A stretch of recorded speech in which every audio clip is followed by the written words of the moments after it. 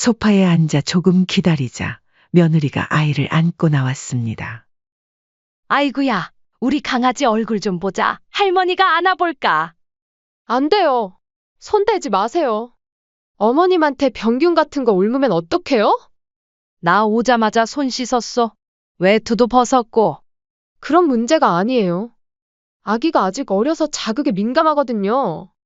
그리고 저희는 외부인은 아기 못 만지는 걸 원칙으로 하고 있어요.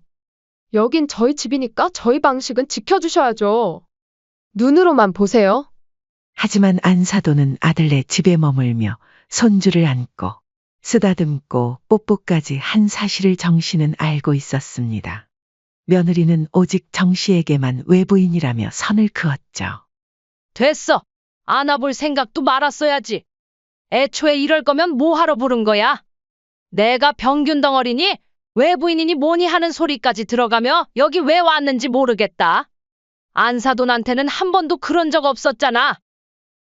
엄마, 그냥 우리 방식이 그런 거니까 이해해줘요. 장모님은 아이 태어날 때부터 계속 옆에 계셨으니까 상황이 다르잖아요. 재민아, 너 결혼하더니 사람이 바뀌었구나. 며느리가 나를 그렇게 홀대할 때 그동안 옆에서 한 번도 말린 적 없었지. 오히려 지금처럼 며느리 편만 들고 말이야. 결혼 전엔 아들이었지만 이제는 수진이 남편이라 이거야. 엄마 어디 가세요? 외부인이라며? 이제 그만 내 집에 돌아가련다? 그리고 이제 나한테 지원받을 생각하지도 마. 손주도 다 필요 없다. 내 친자식도 나한테 이러는데 내 자식도 아닌 손주 챙겨주고 싶은 마음이 생기겠냐? 안녕하세요. 이 사연의 주인공은 64세 정경자 씨입니다. 정 씨는 부산 수영구 바닷가 근처의 4층짜리 낡은 아파트에서 살고 있었습니다. 정 씨는 남편을 잃고 홀로 살아온 지 어느덧 10년이 되었습니다. 혼자 하는 끼니에도 이제는 익숙해졌고 대화 없는 하루에도 정막보다 담담함이 먼저 깃듭니다. 평생 자식 뒷바라지하며 살아온 정 씨에게 유일한 소원은 하나뿐인 아들 재민이 어서 좋은 짝을 만나 가정을 이루는 모습을 보는 것이었죠. 남편이 떠난 후에도 아들을 생각하며 버텨왔습니다. 아들은 내성적이고 말수가 적은 아이였지만 언제나 믿음직했고 부모 말에 토 하나 단 적이 없었습니다.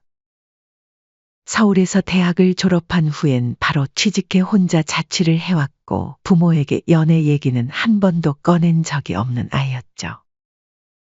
그래서였을까요? 갑자기 결혼한다는 아들의 말에 정 씨는 깜짝 놀랐습니다. 엄마, 나 결혼하고 싶은 사람이 생겼어요. 아들은 소개로 만난 여자와 8개월을 만나고 있었다고 했습니다. 이름은 수진이고 서울 토박이에 직장도 번듯했죠. 조금 이른 감이 있지만 저도 이제 나이도 있고 얼른 결혼해서 가정을 꾸리고 싶어요. 순간 당황스러웠지만 정 씨는 그저 고개를 끄덕이며 말했습니다. 그래, 네가 좋다니까 엄마도 좋다. 정 씨의 속마음은 복잡했습니다. 하지만 동시에 그래도 우리 아들도 이제 제 짝을 만나는구나 이내 안도감이 들었죠. 처음 마주한 며느리는 단정하고 예의 바른 인상이었습니다. 이 씨는 만남이 끝난 후 작은 선물과 함께 며느리에게 조용히 말을 건넸습니다. 우리 수진이 앞으로 가족이 될 사이니 잘 부탁한다. 나는 막 엄격하게 구는 그런 시어머니 아니야. 편하게 지내자. 그 말엔 정 씨의 젊은 시절의 시집살이가 고스란히 녹아 있었습니다. 사사건건 시댁 눈치를 보며 살던 시절, 수저 놓는 위치까지 지적당했던 시절, 그 고통을 떠올릴 때마다 자신의 며느리에겐 절대 그러고 싶지 않았던 것이죠. 결혼 후 정 씨는 아들을 통해 며느리를 자주 챙겼습니다. 며느리가 좋아한다는 과일이 보이면 포장해서 택배로 보내고 명절이 다가오면 아들을 시켜 용돈과 조그마한 선물을 전달하게 했습니다. 직접 전화를 걸어 말한 적도 있었죠. 수진아, 이번에도 재민이 통해서 이것저것 챙겨서 보냈다. 혹시 내가 챙기는 게 부담스럽거나 그러면 말하렴. 아니에요. 잘 받을게요. 며느리의 대답은 언제나 짧았고 감사하다는 말 한마디 없었지만 정 씨는 요즘 애들이 원래 좀 무뚝뚝하지 하며 스스로를 달랬습니다. 몇 달 뒤 아들의 서울 집에 처음으로 초대받은 날. 정 씨는 손수 만든 반찬 몇 가지와 마트에서 산 감귤 한 상자, 그리고 손주 생기면 쓰라고 사둔 아기용 내복까지 챙겨 들고 서울행 버스에 몸을 실었습니다. 설렘 반, 긴장 반으로 4시간을 달려 아들의 아파트에 도착했죠. 새 가족이 된 며느리와 어떻게 하면 더 친해질 수 있을까 버스 안에서 내내 생각했습니다. 현관 앞에 도착해 초인종을 누르자 며느리가 문을 열었습니다. 어머니, 올라오셨어요. 들어오세요. 입가에 미소는 있었지만 눈빛엔 어딘가 거리감이 느껴졌습니다. 정 씨는 애써 웃으며 실내로 들어섰죠. 거실은 깔끔했고 새로운 가구들과 조명이 눈에 띄게 고급스러웠습니다. 정 씨는 두리번거리다 식탁 쪽으로 시선을 옮겼습니다. 빛이 나는 나무결을 보며 감탄이 절로 나왔죠. 이야, 집이 참 좋네. 요즘은 이런 식탁도 나오니 색깔이 참 고급지다. 손끝으로 가장자리를 조심스레 쓸며 말을 잇자 며느리가 그 순간 얼굴을 확 굳히더니 짜증 섞인 말투로 정색하며 말했습니다. 어머님, 함부로 막 만지작거리지 마세요. 얼룩 생겨요. 이거 진짜 비싼 거란 말이에요. 조심 좀 해주세요. 며느리의 목소리엔 날이 서 있었고 급기야 다가와서 정 씨의 손을 확 하고 밀쳐냈습니다. 며느리의 행동에 정 씨는 순간 손을 움찔하며 물러섰죠. 자신이 뭔가 큰 실수를 저지른 것처럼 느껴졌습니다. 아이고, 미안하다. 그냥 나무결이 참 예뻐서 만졌는데 내가 괜히 그랬네. 며느리는 아무 대꾸도 없이 고개만 툭 돌렸고 싸늘한 분위기에서 정 씨는 더 이상 아무 말도 꺼낼 수 없었습니다. 그 이후 대화는 거의 없었죠.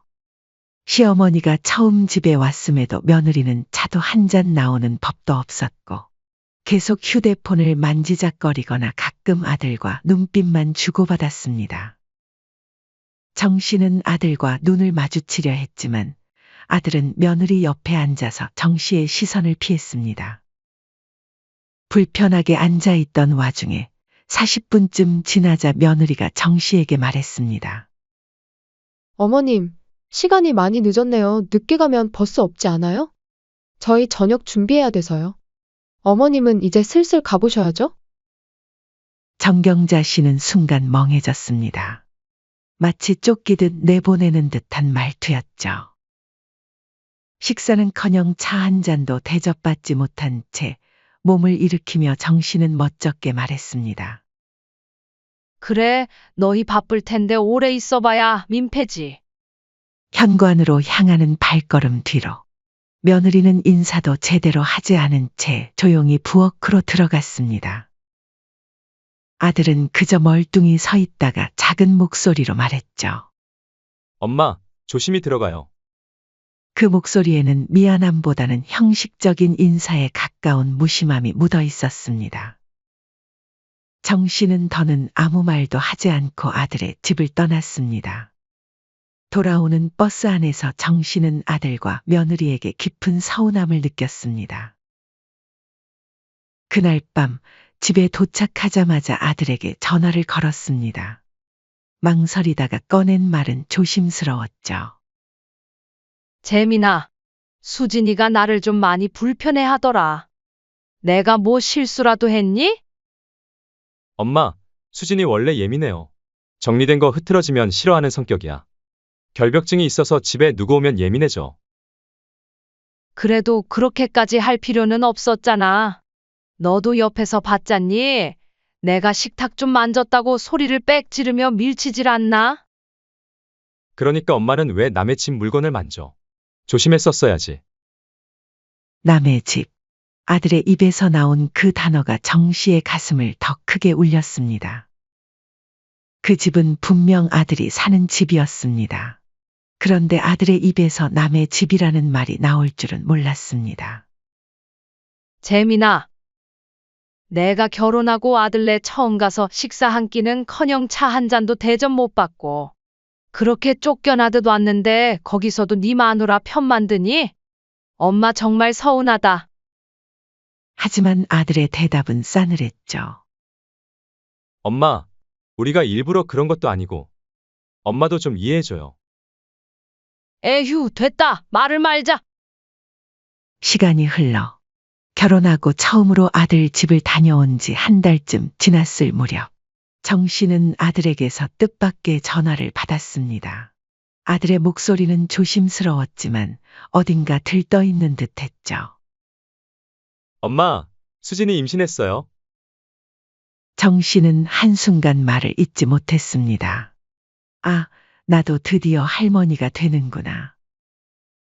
가슴속 어딘가가 따뜻하게 부풀어 올랐습니다. 며느리에 대한 서운함이며 아들의 무심함도 잠시 잊혔죠. 정 씨는 목소리에 최대한 진심을 담아 말했습니다. 그래, 잘 됐다. 며느리 몸조리 잘하라 전해줘. 뭐 필요한 거 있으면 말하고. 며칠 후 정 씨는 며느리에게 전화를 걸었습니다. 정 씨가 먼저 물었죠. 혹시 필요한 거 있으면 부담 갖지 말고 얘기하렴. 임신 중엔 조심해야 하니까. 며느리는 망설이다가 이렇게 말했습니다. 어머니, 다른 건 다 괜찮은데. 사실 가고 싶은 조리원이 있는데 비용이 좀 부담스러워서요. 혹시 어머님이 좀 도와주실 수 있을까요? 정 씨는 금액을 듣고 고민했지만 이내 결심한 듯 대답했습니다. 그럼 당연하지. 정확하게 얼마인지 문자로 보내놔라. 그 말이 끝나자마자 아들에게 전화를 걸어 바로 입금해줬습니다. 조리원 비용은 생각보다 만만치 않은 액수였지만 정 씨는 손주를 위하는 마음에 조금 무리해서라도 지원해 주었습니다. 겸사겸사 이번 기회에 며느리와 더 가까워질 수 있겠구나 하는 작은 희망이 정 씨의 마음에 피어났습니다.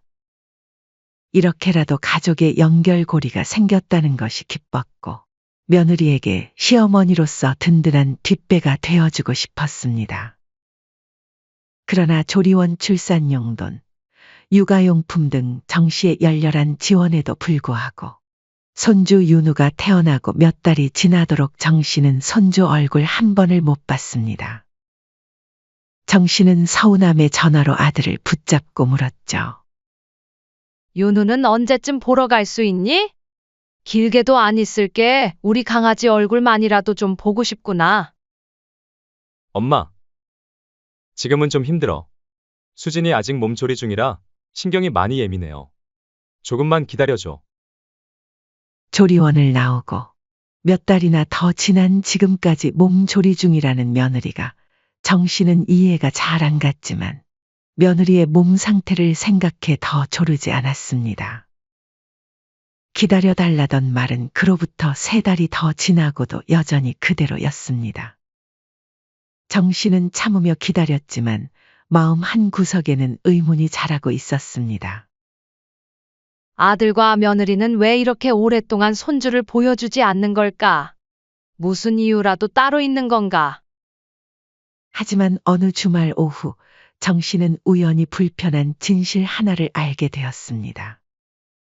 그날은 정 씨가 아들에게 안부차 전화를 걸은 날이었죠. 재민아, 뭐해 집이니? 어이구, 우리 손주 졸리구나. 할미랑 코 차러 가자. 아유, 이뻐라, 쪽쪽. 그 순간 전화기 너머로 들리는 익숙한 목소리에 정 씨는 온몸이 굳었습니다. 분명 어디선가 들어본 목소리와 말투였죠. 분명 안사돈의 목소리였습니다. 정 씨의 손에 쥔 휴대폰이 미세하게 떨렸습니다. 재민아, 지금 누구야? 혹시 안사돈 너희 집에 오신 거야? 한참 뜸을 들이던 아들이 마지못해 사실을 털어놓았습니다. 응. 장모님 오셨어. 지난달부터 우리 집에 와 계셔 손주 육아 도와주신다고. 나는 이 핑계 저 핑계 대며 아직 한 번도 못 본 손주를. 안사도는 매일 와서 보고 안고 계셨구나. 정 씨는 말끝이 흐렸지만 정 씨의 마음속엔 이미 생채기가 깊게 패였습니다. 자신에게는 몇 달이 넘도록 얼굴 한 번 보여주지 않던 손주를 안사도는 매일같이 보고 있었다는 사실이 가슴을 후벼 팠습니다. 미안, 엄마. 나중에 다시 전화할게. 아들은 급히 정 씨의 전화를 끊었습니다. 정 씨는 그 후 아들에게 다시 전화를 걸었지만 받지 않았죠. 결국 문자를 보냈습니다. 재민아, 엄마가 너희한테 뭐 잘못했니?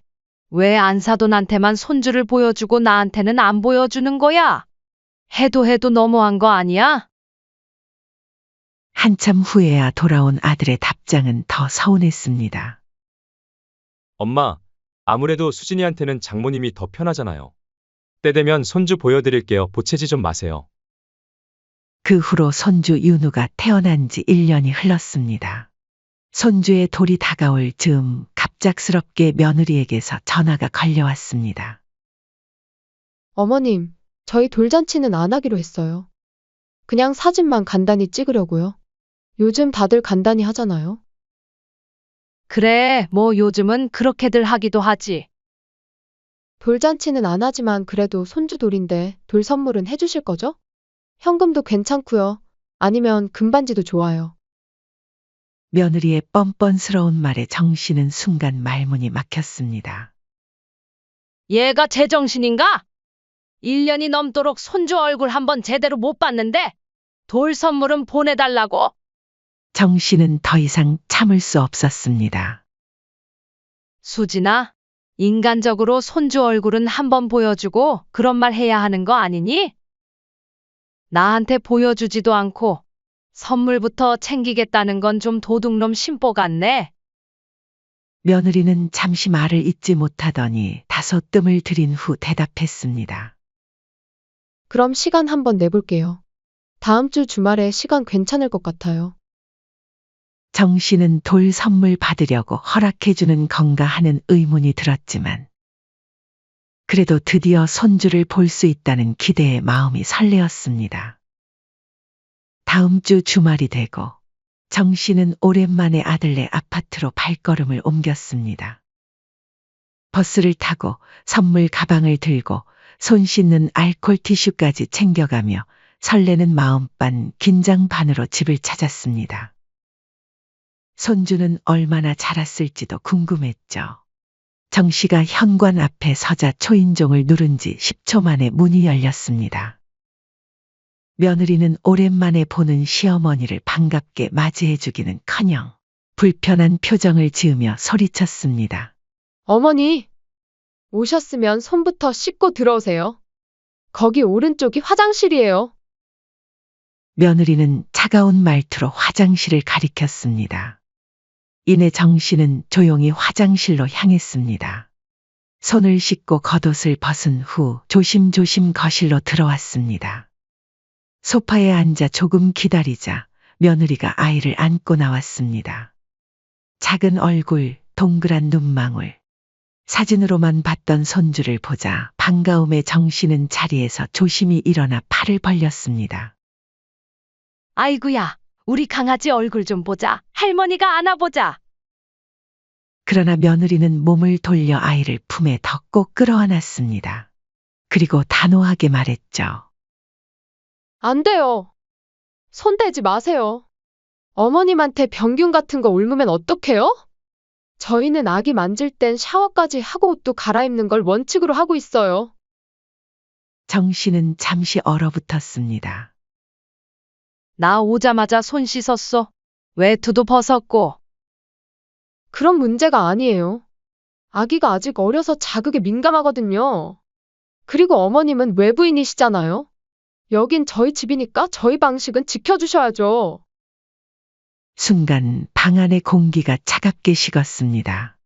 며느리의 말 속엔 선을 긋는 느낌이 확실했습니다. 특히 외부인이라는 단어가 쿡 하고 정 씨의 가슴에 박혔습니다.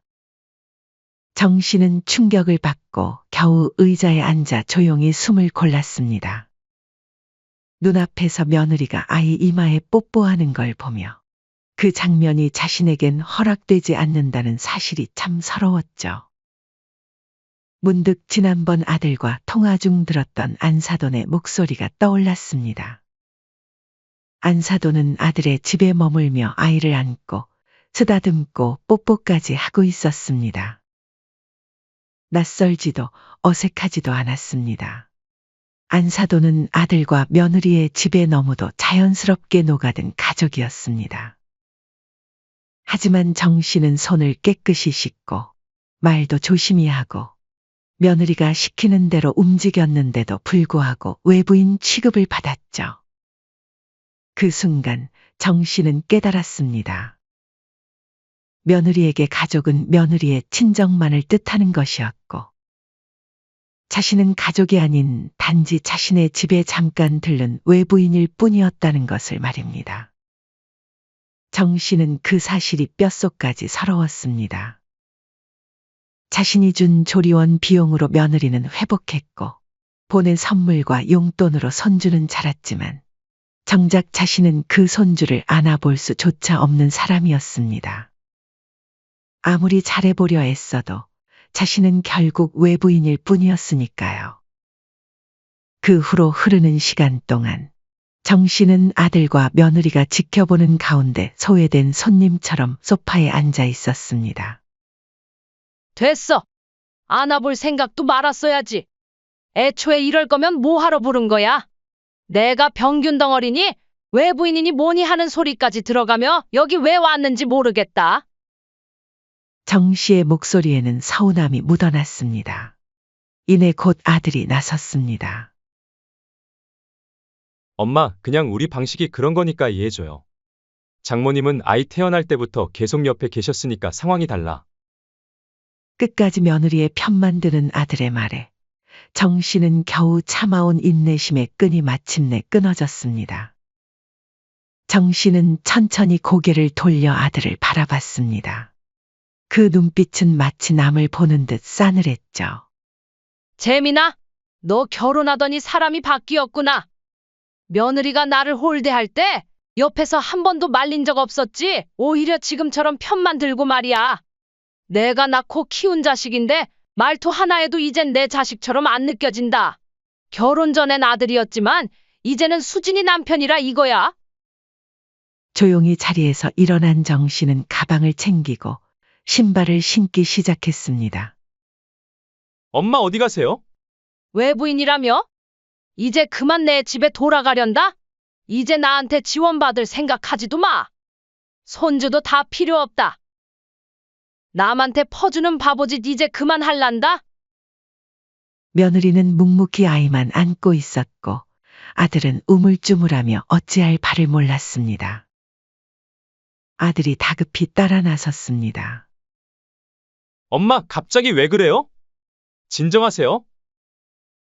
그러나 현관문을 여는 정 씨의 손은 단호했고 쾅 닫힌 문 뒤로 정 씨는 단 한 번도 뒤돌아보지 않았습니다. 그 일 이후 정 씨는 평소처럼 식탁에 앉아 따뜻한 국을 데우고 있었습니다.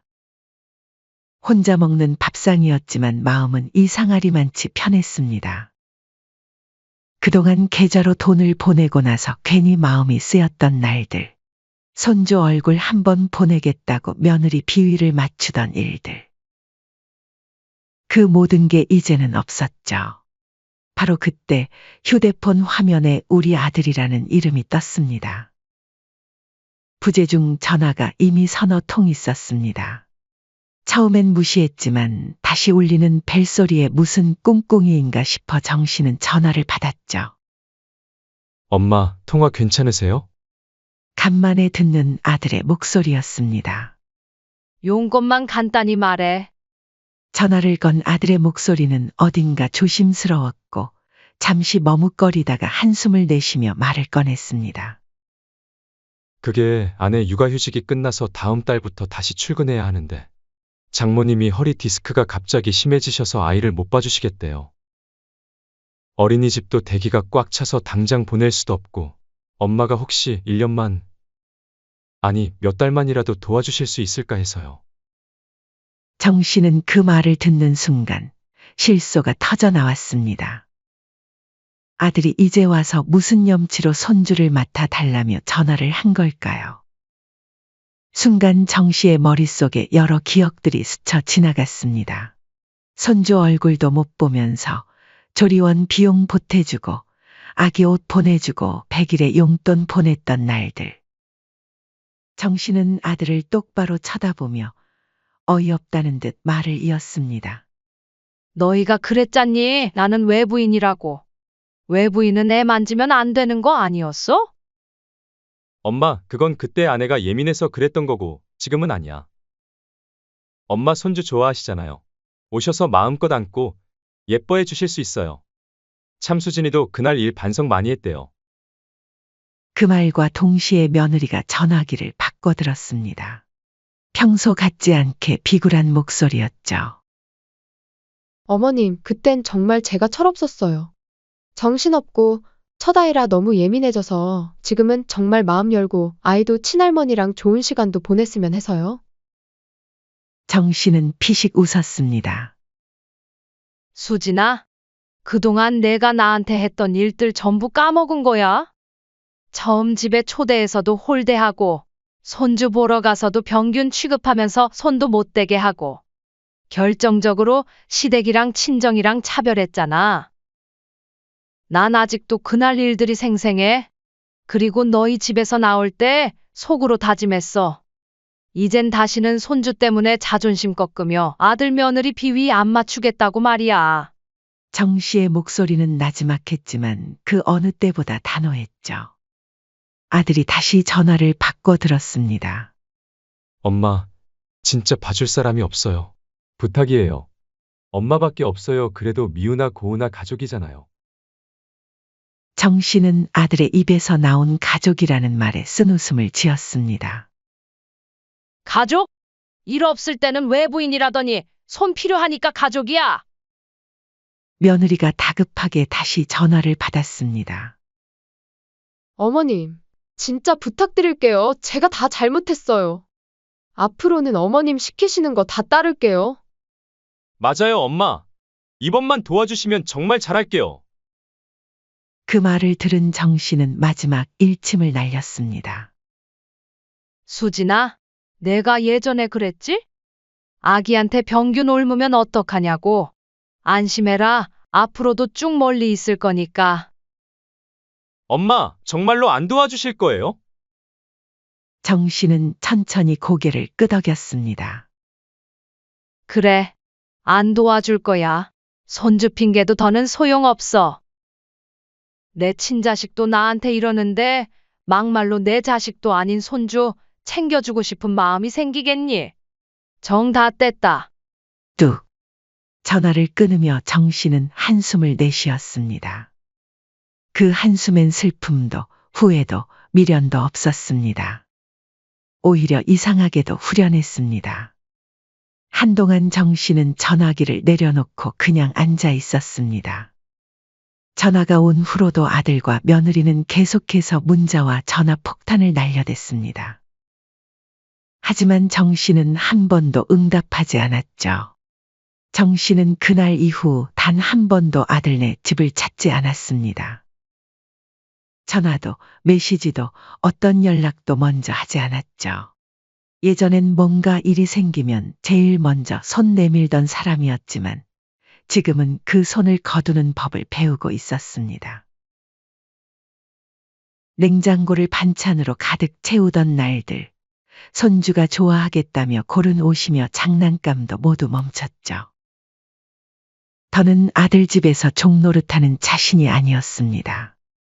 반면 아들과 며느리의 삶은 예전과 달라졌습니다.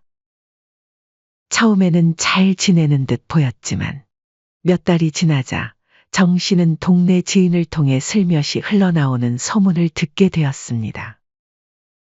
정신의 며느리 애 보느라 피골이 상접했더라. 얼굴이 반쪽이더라니까. 그리고 요즘 정씨 아들은 밤마다 대리운전도 뛰는 것 같던데 돈이 많이 궁한가 봐. 며느리는 결국 회사에 복직하지 못하고 퇴사를 했습니다. 처음엔 육아에 전념하고 싶어서라고 했지만 사실은 아이 돌봐줄 사람이 없어 어쩔 수 없는 선택이었죠. 그렇게 어렵게 들어간 회사였는데 눈물을 삼키고 사직서를 냈다는 이야기가 돌았습니다. 처음엔 괜찮다고 했지만 몇 달이 지나자 얼굴이 반쪽이 되었다고 했습니다. 예전과 달리 혼자서 아이를 돌보다 보니 밥도 제대로 못 먹고 밤에는 통잠 한 번 자지 못해 머리숱은 눈에 띄게 줄어 늘 피곤에 찌든 얼굴로 생활했습니다. 아들 역시 상황이 좋지 않았습니다. 맞벌이를 전제로 살림을 꾸렸기에 수입이 반으로 줄자 바로 타격이 왔죠. 아들은 지출은 늘어나자 결국 투잡을 뛰기 시작했습니다. 낮엔 회사를 다니고 저녁과 주말이면 피곤한 얼굴로 대리운전을 뛰었습니다. 그런데 설상가상으로 집주인이 갑자기 전세자금을 올리겠다고 통보한 것입니다. 아들 부부는 급하게 큰 돈을 마련하거나 아니면 더 작고 좁은 집으로 이사를 해야 하는 상황이 되었죠. 아들은 급히 전화에 항의했습니다. 아니, 사장님, 갑자기 전세금을 이렇게 많이 올리시면 어떡해요? 저희 애도 태어난 지 얼마 안 되었고, 지금 집 상황도 안 좋은 거 뻔히 아시면서. 그 말에 집주인은 단호하게 받아쳤습니다. 지금까지 3번이나 계약 연장해줬고 그동안 한 번도 안 올렸잖아요. 요즘 시세가 어떤지 아세요? 이 정도면 감사해야죠. 싫으면 집 빼세요. 그쪽 가족 말고도 찾는 사람 많아요. 그 한마디에 아들은 입을 다물었습니다. 밤늦게 대리운전을 마치고 돌아오는 길, 처음으로 자신의 집이 없다는 현실이 뼈아프게 다가왔죠. 정 씨는 이 모든 이야기를 듣고도 동요되지 않았습니다. 확실히 예전과는 달라진 모습이었죠. 사실 정 씨에겐 오래전부터 몰래 준비해둔 비상금이 있었습니다. 혹시 나중에 아들 부부와 손주가 넉넉하게 살 수 있도록 준비한 돈이었죠. 조금씩 차곡차곡 모았지만 시간이 쌓여 그 돈이면 전세금 정도는 충분히 마련할 만한 금액이었죠. 하지만 정 씨는 생각이 바뀌었습니다. 안 줄래. 아니, 줄 이유가 없지. 그 돈을 떠올릴 때마다 며느리의 홀대와 그리고 그 옆에서 아무 말도 못하고 눈치만 보던 아들의 얼굴이 생각이 났습니다. 돈도 정이 있어야 쓰는 거지. 대접 못 받은 사이에 무슨 미련을 두겠어. 혼잣말 같았지만 그 말엔 깊은 단념과 후련함이 담겨 있었습니다. 정 씨는 그렇게 생각하며 자신이 그동안 얼마나 좋은 시어머니가 되기 위해 애썼는지, 슬프지만 그렇게 애쓰고 노력한 것들이 모두 의미가 없는 행동이었음을 스스로 인정했습니다. 그래도 그 덕분에 얻은 것이 있었습니다. 더 이상 누굴 챙기느라 내 시간을 쏟지 않아도 되고, 누가 고마워하지 않는 수고를 반복하지 않아도 되었습니다. 그날 저녁, 정 씨는 자신을 위해 딱 먹을 만큼만 밥을 지었습니다. 작은 그릇에 반찬을 조금 담고 상을 차렸죠. 누구 눈치도 보지 않고 누구를 위해 준비하지도 않는 저녁이었습니다. 자식한테 종살이하며 욕먹고 살 바엔 자식 하나 없다 치고 마음 편히 사는 게 낫지. 손주도 결국 내 자식도 아니고 미련 가질 필요 하나 없어. 그냥 나만 잘 챙기고 살면 돼. 정 씨는 그렇게 말하며 호쾌하게 웃었습니다. 정 씨는 아들과 며느리를 냉대하지는 않았지만 가까이 하지도 않았습니다. 적절한 거리를 유지하며 관계를 이어갔죠. 정 씨는 이제 아들과 며느리에게 무조건적인 헌신을 하지 않습니다. 정 씨는 잠시 창밖을 바라봤습니다. 창문 너머로 부는 바람이 유난히 상쾌했습니다. 그저 평범한 봄날 오후였지만 지금의 자신에겐 참 귀한 평온이었죠. 그녀는 더 이상 누구의 엄마, 누구의 할머니가 아니었습니다. 이제는 오롯이 정경자, 자신의 삶을 제 뜻대로 살아가는 사람이 되었습니다. 사연은 여기까지였습니다.